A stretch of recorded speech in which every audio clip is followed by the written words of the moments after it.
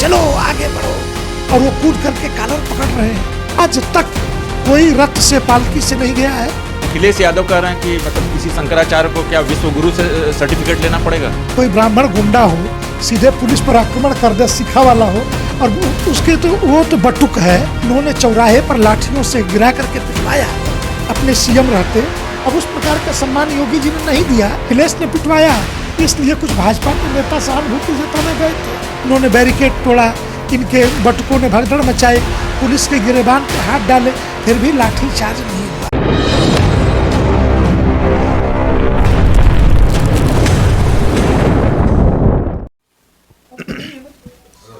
इस वक्त अभी हमारे साथ स्वामी जितेंद्रानंद जी है। गुरुजी, धर्म और सनातन धर्म को लेकर अब विवाद छिड़ गया है। जिस तरह से शंकराचार्यों में और तमाम जो साधु सन्यासी हैं वो अब आपस में एक मतभेद नहीं दिखाई दे रहा, तो क्या कहें? कब आपस में मतभेद नहीं थे दुनिया के अंदर? क्या मुसलमानों में शिया सुन्नी, बरेली, देवबंदी, अहमदिया के बीच विवाद नहीं है? सनातन हिंदू धर्म में 127 संप्रदाय है। अद्वैत दर्शन के आधार पर भगवत पाद शंकराचार्य का एक संप्रदाय है। तो सबके विचार अलग अलग हैं। एक दूसरी बात की संत समाज के बारे में यह कहना, अगर हम राजनीतिक विचारधारा से प्रभावित हैं तो सबसे पहले इस देश में साधुओं का संगठन किसने बनाया? जवाहरलाल नेहरू के कहने पे गुलजारी लाल नंदा ने 1953 में भारत साधु समाज की स्थापना की।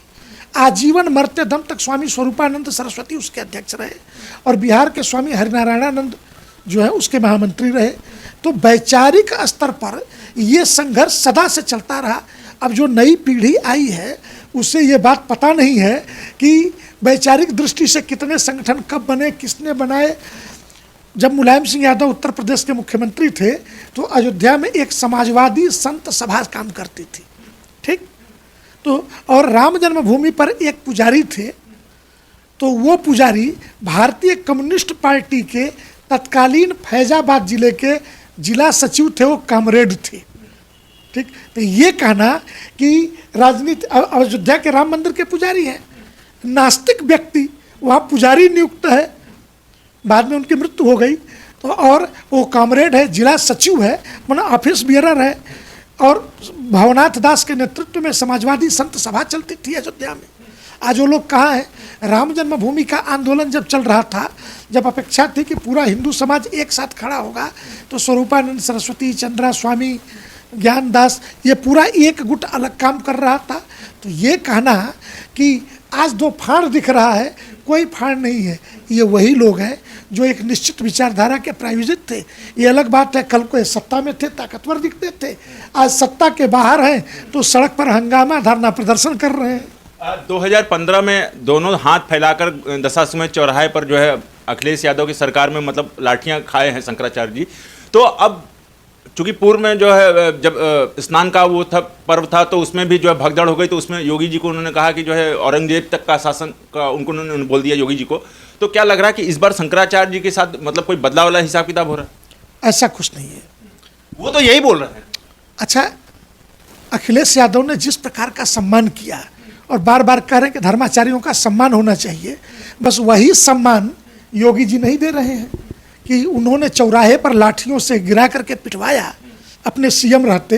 अब उस प्रकार का सम्मान योगी जी ने नहीं दिया, बल्कि उनके समय जो लाठियों से पिटाई और मुकदमे दर्ज थे, उन मुकदमों में से सारे साधु संतों से मुकदमे योगी जी ने उठा लिए।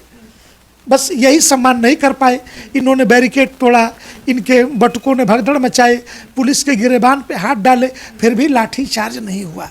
छीना झपटी जब किसी के गिरेबान पे हाथ डालेंगे तो इतना तो होना है कि आप किसी के साथ भी कुछ भी करें, छीना झपटी तो होगी, इससे ज़्यादा कुछ नहीं हुआ है। तो इसको फिर राजनीति की तरफ मोड़ देना सीधे सीधे, अब वहाँ पे समाजवादी पार्टी, कांग्रेस के नेताओं का तांता लगा पड़ा है। तो ये मामला 2015 में उलट था, अखिलेश ने पिटवाया, इसलिए कुछ भाजपा के नेता सहानुभूति जताने गए थे। चूँकि अजय राय कांग्रेस में थे और अजय राय भी उसमें मुकदमे में NSA में 9 महीने जेल रह कर के आए बाद के दिनों में, तो ये लोग तब सहानुभूति जता रहे थे। आज परिस्थितियां बदली हैं 2017 के बाद, मतलब परिस्थितियों के हिसाब से इन्होंने मुखौटा लगा रखा है। इनके साथ एक ही दिक्कत है कि केंद्र बिंदु ये है लात खाने के, पिटाने के, बस परिस्थिति के अनुसार इनके समर्थक बदल जाते हैं। जब उस समय मार खाए तो कोई और समर्थन कर रहा था, आज जब इन अपमानित हुए तो कोई और समर्थन कर रहा है। बस आंदोलन अच्छा गुरुजी, एक तस्वीर वाकई बर्बरता के साथ आई है, जिस तरह से शिखा पकड़कर एक ब्राह्मण देवता की अगर मारा पीटा जा रहा है। क्या आपको लगता है कि जब पूर्व में अखिलेश यादव के टाइम जो है यादव समाज के लोगों को पुलिस में भर्ती कर दिए थे, क्या उसी का बदला निकाला जा रहा है? ये राजनीतिक प्रश्न है और राजनीतिक प्रश्नों के सामान्यतः उत्तर मैं देता नहीं हूँ। एक ब्राह्मण होने के नाते क्या शिखा पकड़कर किसी को मारना ये कहाँ तक की बर्बरता है? अगर पुलिस का ठीक है, उन्होंने एक बात बताइए, कोई ब्राह्मण गुंडा हो सीधे पुलिस पर आक्रमण कर दे, शिखा वाला हो, और उसके तो वो तो बटुक है।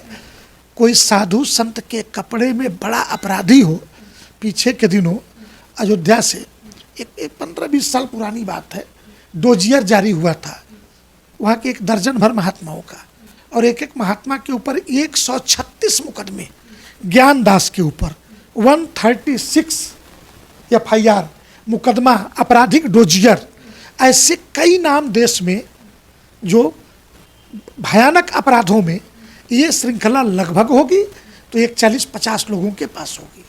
तो क्या हम इन्हें संत मान लें? सिर्फ शरीर पर भगवा डाल लेने के कारण उनको हम साधु घोषित कर दें कि नहीं आज से इनका आचरण बदल गया है? वो बालक समान थे। वो बालक समान नहीं थे, देखने में बालक थे, लेकिन जरा वो वीडियो भी तो देखिए कि जो उनको चढ़ा के चलो आगे बढ़ो और वो कूद करके कॉलर पकड़ रहे हैं। तो अब कुछ तो पकड़ना था। पुलिस ने कहा कि पुलिस को डिफेंड नहीं कर रहा। नहीं ठीक है, ठीक है। पुलिस, लेकिन मारपीट में क्या कब कहाँ पकड़ा जाता है ये कोई सोचता नहीं है, ये डिफेंड नहीं कर रहा। मेरा मानना है जहाँ पर क्राउड हो, क्राउड मैनेजमेंट के लिए पुलिस कोई भी कदम उठाती है और मान लीजिए इनके चलते भगदड़ मचती, सैकड़ों लोगों की जान जाती, तो कौन जिम्मेदार होता? और आज तक माघ मेले में आज तक कोई रथ से पालकी से नहीं गया है। 80 साल के महात्मा पुरी के शंकराचार्य निश्चलानंद जी से लेकर के राम भद्राचार्य तक पैदल जाकर के नहा के चले आए, किसी को पता नहीं चला। क्या ये कोई मतलब पालकी से नहाने का, स्नान का क्या कोई रीति रिवाज है या किसी धर्म में लिखा हुआ है कि पालकी से ही हम जाएंगे? न लिखा हुआ है न कोई रिवाज है। मैंने क्या कहा इसके पहले कि आज तक किसी ने ऐसा नहीं किया है। तो ये नई परंपरा डाल रहे थे, अनावश्यक परंपरा बना रहे थे, इसलिए ये विवाद हुआ।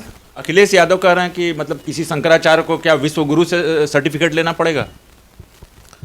अब ये तो अखिलेश जी जब CM थे तब बताते कि अखिलेश के पिताजी ने इनके गुरु स्वरूपानंद को चुनार के जेल में 1.5 महीने NSA लगा के रखा था, चुनार में ही रखा था। और शत्रुघ्न प्रकाश जी उस मंत्रिमंडल में कारागार मंत्री थे, तो आप जाकर के पता कर लीजिएगा, इसी शहर में शत्रुघ्न प्रकाश जी भी रहते हैं जिन्होंने जेल के अंदर सुविधाएं दी थी। तो अखिलेश यादव पहले अपने बाप का, अपने पार्टी का, सबका इतिहास भूगोल पढ़ लें, एक बार की जानकारी करके। नेता अच्छे हैं और वो यही चाहते थे बेचारे की मंशा सफल नहीं हुई कि जो स्वागत सम्मान हमने किया वैसा ही योगी जी करते। वो ये भी कह रहे हैं कि एक सतुआ बाबा के लिए भी वो कह रहे हैं कि जब सतुआ बाबा शिवपाल जी के साथ थे तो कान में क्या कहते थे मुझे अच्छी तरह पता है। तो कान में क्या बातें होती थी अखिलेश यादव की? ये तो अखिलेश जी बताएंगे और शिवपाल जी बताएंगे, सतुआ बाबा बताएंगे। वो इशारों में वो क्या बताना चाहते थे? अब ये तो वही लोग बताएंगे, ना हमें पता है और ना हमारे किसी से संबंध है। नहीं गुरुजी, हमने इसलिए पूछा कि इसकी आपने तमाम जो है बड़े बड़े आयोजन कर रखे हैं, तो उस पर हमने बस ये पूछा। मैं संत समिति का महामंत्री हूँ, तो किसी कुटी में कहीं झोपड़ी में बैठा कोई साधु स्वस्थ है अस्वस्थ है, क्योंकि घर परिवार छोड़ के आता है लेकिन शरीर पर प्रकृति का प्रभाव पड़ता है, ये उसकी चिंता करने के लिए मैं महामंत्री हूँ, राजनीति करने के लिए महामंत्री नहीं हूँ, किसी दल का दलाल नहीं हूँ। हाँ, हमारी कसौटी तय है, राष्ट्र और धर्म, राष्ट्र के एकता और अखंडता पर बनाएगी तो बंकिम चंद्र चट्टोपाध्याय के आनंद मठ की तरह से मठ के बाहर निकलना, राष्ट्र धर्म की रक्षा करना और फिर अपने मठ में आकर के भजन करना, ये हमारी जिम्मेदारी है। लोकतांत्रिक प्रक्रिया में कौन किसको चुनेगा ये हमारी जिम्मेदारी नहीं है। जनता जिससे वोट दे, हाँ, जनता जिसे वोट दे के राजा बनाएगी, लेकिन मतदान के दिन तक मेरा भी मत है, मैं भी मतदाता हूँ, नागरिक हूँ, इसलिए मैं भी अपने मत को रखने का अधिकार रखता हूँ। तो मैं भी अपना मत रखता हूँ। अब किसी का मत बोलने का तरीका प्रभावशाली है तो कुछ उस मत को स्वीकार करते हैं, कुछ उस मत के विरोध में जाएंगे। लेकिन यह लोकतंत्र की खूबसूरती है। लेकिन जो चुन करके आया है वो गद्दी पे बैठा है, वो राजा है, किसी भी राज्य का हो। गुरु जी, एक दो प्रश्न एक आ रही है, क्योंकि आम जनमानस जो कह रहा है कि मतलब जो अभी मुक्तेश्वरानंद जी के लिए कह रहा है कि अडानी अंबानी के पास जाते हैं तो क्या उनको सर्टिफिकेट देने की जरूरत है शंकराचार्य जी को। दूसरी तरफ यूपी सरकार कह रही है कि मतलब कोर्ट के माध्यम से कह रही है क्या इनको अभी सर्टिफिकेट तक नहीं देगी। तो शंकराचार्य का सर्टिफिकेट कौन देता है? शंकराचार्य का सर्टिफिकेट कोई नहीं देता। ज्योतिष पीठ की परंपरा है, गुरु अपने शिष्य को उत्तराधिकारी बनाता है। लेकिन स्वामी स्वरूपानंद जी हाई कोर्ट से अवैध घोषित हुए थे। मुकदमा सुप्रीम कोर्ट गया था और सुप्रीम कोर्ट में मुकदमा अभी चल रहा है। उसी बीच उनका शरीर पूरा हो जाता है और पूरे हुए शरीर के सामने बैठ करके स्वयंभू, क्योंकि कोई तो घोषित करेगा, कोई तो बताएगा, तो बताने का अधिकार किसके पास है? तो बताने का अधिकार होता है उससे बड़े व्यक्ति को। ठीक, ब्रह्मचारी किसी सन्यासी के बारे में निर्णय नहीं ले सकता। ऐसे ही कि जैसे बिना विवाह के आप बच्चे पैदा नहीं कर सकते, ये ठीक उसी प्रकार की प्रक्रिया है। तो सुबुद्धानंद ब्रह्मचारी पिए थे। दूसरे के स्वरूपानंद जी 2020 में पत्र जारी करके यह कहते हैं कि न मैंने कोई उत्तराधिकारी बनाया है, न ज्योतिष पीठ की किसी प्रकार की प्रॉपर्टी मेरे पास है। मैंने जो कुछ भी कमाया है स्वयं के एफर्ट से कमाया है। तो स्वयं के एफर्ट से इकट्ठा किया गया उनका प्रॉपर्टी, उसकी वसीयत कर सकते थे। ज्योतिष पीठ तो वो अपने आप को कैसे शंकराचार्य जी कह रहे हैं? अरे भैया, इस देश में 70-75 लोग हैं जो शंकराचार्य लिखते हैं, घूमते हैं। दुनिया जानती है पुरी के शंकराचार्य निश्चलानंद सरस्वती जी हैं, लेकिन पूरी पीठ पर एक अधोक्षजानंद भी दावा करते हैं। दुनिया जानती है श्रृंगेरी के शंकराचार्य भारती तीर्थ जी हैं, लेकिन अभी भारती तीर्थ पर बेंगलुरु में परसों ही मुकदमा दर्ज हुआ है। विधुशेखर भारती, उसने अपने को उत्तराधिकारी ही नहीं, खुद को शंकराचार्य बता करके वो राष्ट्रपति से मिलने पहुंच गए। इसके बाद राष्ट्रपति भवन से पत्र गया और उनके पर मुकदमा दर्ज किया गया है फ्रॉड करने का, खुद को शंकराचार्य बताने का। तो अब धीरे धीरे ये प्रक्रिया की फ्रॉड करने वाले एक अंगद जी महाराज थे, वो भी अपने नाम में जगत गुरु शंकराचार्य। ऐसे एक 70-75 लोगों की श्रृंखला है। और अभी पिछले कुंभ में आपने देखा होगा कि 100 से अधिक लोगों को जगत गुरु की उपाधि दे दी गई। कुछ पैसे देकर और कुछ ऐसे ही कि अखाड़ों ने जिस प्रक्रिया का पालन किया कि उन्होंने किया अपना। इसलिए स्वयंभू स्वयं को घोषित कर लेना, खुद को शंकराचार्य घोषित कर लेना, ये तो जनता को तो भ्रमित करने वाली बात हुई। और दूसरी चीज की, क्या शंकराचार्य बनने के बाद क्या वैभव से विलास से मतलब पूर्ण हो जाते हैं कि इसलिए लोग लालसाई हैं कि मतलब शंकराचार्य हम ही हैं, हम ही हैं, हम ही हैं? कई चीजें होती हैं, परंपरा में मिली हुई प्रॉपर्टी। भगवतनाथ शंकराचार्य 2500 साल पहले पूरे देश में पैदल घूमे। आज पालकी से उतर के व्यक्ति नहाने को नहीं तैयार है, तो हम क्या कर सकते हैं? और चाहे कोई क्या कर सकता है? इसलिए ऐसे प्रश्नों पर समाज का ये विखंडन है, विचलन है, और समाज को भी विचार करना चाहिए। और समाज तो आजकल ग्लैमर के पीछे, कोई नाना प्रकार के वेश धारण करके, कोई खोपड़ी पर खोता लगा के आ जाता है, हम उसको जगत गुरु और महाराजा मान लेते हैं। तो हम क्या कर सकते हैं भाई? बड़े बड़े महात्मा नए नए, कहीं कंप्यूटर बाबा, कहीं गोल्डन बाबा, कहीं अवैध जमीन कब्जा किए हुए पाए जाएंगे, कोई 2-2.5 किलो सोना शरीर पर लादे हुए पाए जाएंगे। एक तरफ भागवत कहती है कि कलयुग का निवास सोने में होता है, दूसरी तरफ बाबा जी गोल्डन बाबा हुए घूम रहे हैं। तो उसका किसी के पास कोई इलाज नहीं है। इलाज किसके पास है? जो आम जनता है, जिसको परमात्मा से मतलब होता है, अपने जीवन में सुकून और शांति से मतलब होता है, वो कुछ क्षण के लिए दिग्भ्रमित होता है।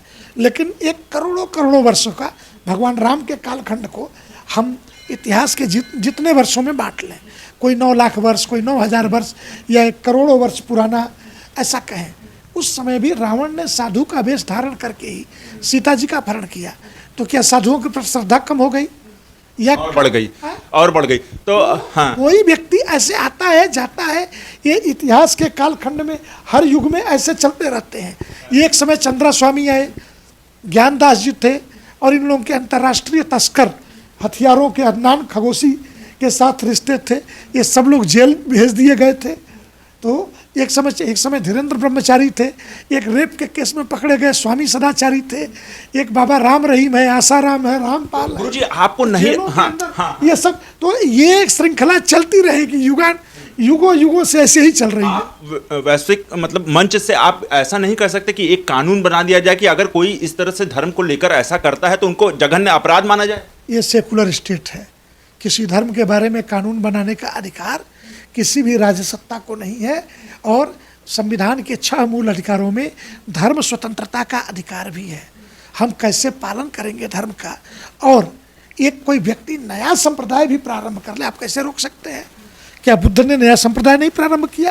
क्या महावीर स्वामी ने नया संप्रदाय नहीं प्रारंभ किया? बाकी गुरु नानक देव ने नया संप्रदाय नहीं प्रारंभ किया? अम्बेडकर सनातन हिंदू धर्म को छोड़ करके इसी के एक संप्रदाय, क्या बौद्ध नहीं बने? तो इसलिए आप किसी पर धर्म स्वतंत्रता के तहत किसी के वेशभूषा से लेकर के और किसी पर कोई ऐसा कानून नहीं थोप सकते हैं, ये ध्यान रखिए। और ये चीज़ें कि हम किससे प्यार करें, किससे माने, किसके प्रति हमारी श्रद्धा है, ये व्यक्तिगत हमारा विषय हो सकता है। गुरुजी बस 2-3 और प्रश्न आपसे लेंगे। अखिलेश यादव ये कह रहे हैं सीएम योगी के लिए कि वो एक टांग पर ठीक से खड़े नहीं हो पाते हैं, लड़खड़ा जाते हैं, तो ऐसे में योगी का कैसे उनको सर्टिफिकेट मिल गया? ये राजनीतिक प्रश्न है, और सुबह से शाम तक अखिलेश जी को देखिए, समाजवादियों का अपना एक स्वभाव रहा है, हल्की टिप्पणियाँ करना, हल्की बातें करना, ये समाजवाद का एक स्वाभाविक गुण है। इसी शहर में एक पुराने राजनेता थे राजनारायण जी, ये जो दीनदयाल नगर आज है, मुगल सराय जिसका नाम था, तो ये बनारस मुगल सराय के बीच में किसी ने उनको कह दिया राजनारायण मुर्दाबाद, सड़क पर सो गए। अब वो जीटी रोड है, जाम हो गई, तो ऐसी परिस्थिति में पुलिस वालों को बोलना पड़ा राजनारायण जिंदाबाद, तब उठ के खड़े हुए। तो ये सब नौटंकी राजनीति की चलती रहती है, उसमें साधु संतों को नहीं पढ़ना चाहिए।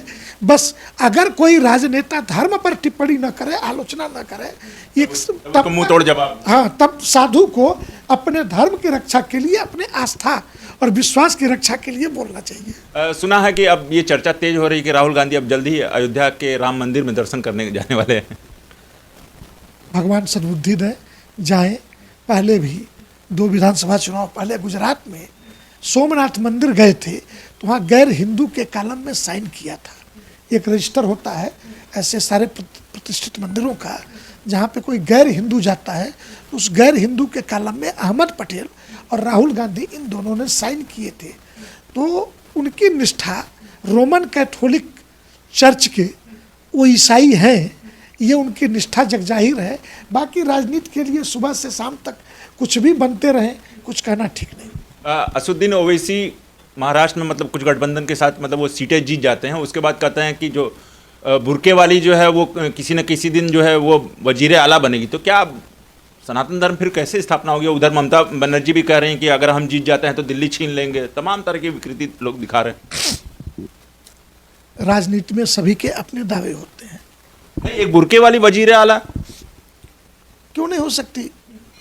मेरा तो मानना है, अगर लोकतंत्र में इस देश का बहुमत किसी महिला को अगर ऐसा चुनता है, सोनिया गांधी ईसाई हैं, ठीक, अगर कांग्रेस चाहती या वो विदेशी होने के कारण वो इस देश की पीएम नहीं बन सकी, परंतु नागरिकता के कारण अगर वो पीएम बन जाती तो आप रोक लेते क्या? अगर भारत की कोई मुस्लिम महिला है और शेख हसीना जैसे राजनीति में उभर के, क्या यहाँ पे मोहसिना किदवई गवर्नर नहीं रही है क्या? उत्तर प्रदेश के अंदर मुस्लिम नामों में गवर्नर नहीं रही है क्या? ये रिएक्शन की अपेक्षा हमें पॉजिटिव, डॉक्टर जाकिर हुसैन इस देश के राष्ट्रपति रहे हैं कि नहीं रहे हैं? डॉक्टर एपीजे अब्दुल कलाम देश के राष्ट्रपति रहे हैं कि नहीं रहे हैं?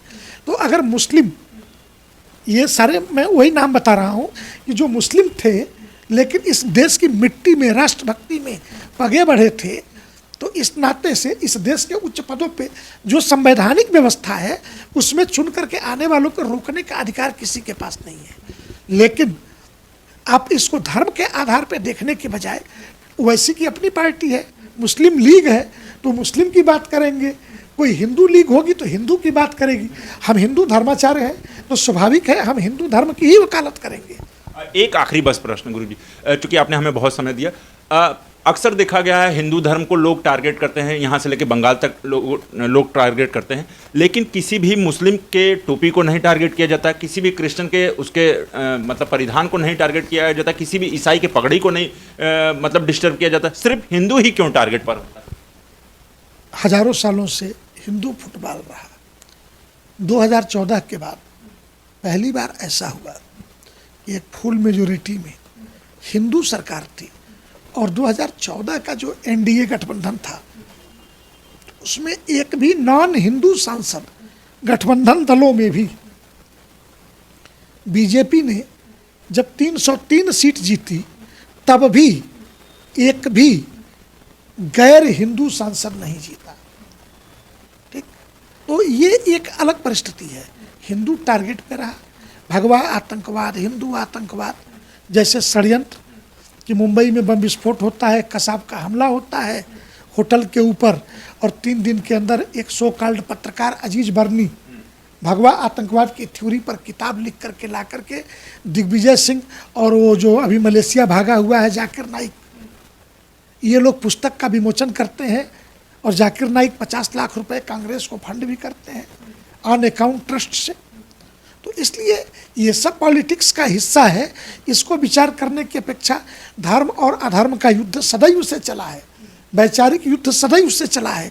उस वैचारिक युद्ध को में हम कहाँ खड़े हैं, हमारी क्या भूमिका है, ये देखना आवश्यक होता है। ठीक है गुरुजी, आपका हमसे बात करने के लिए बहुत बहुत धन्यवाद। तो ये थे स्वामी जितेंद्रनाथ जी ने तमाम मुद्दों पर हमसे बात की। तो देखते रहिए उत्तम सवेरा न्यूज। मैं हूं अशोक पांडे, धन्यवाद।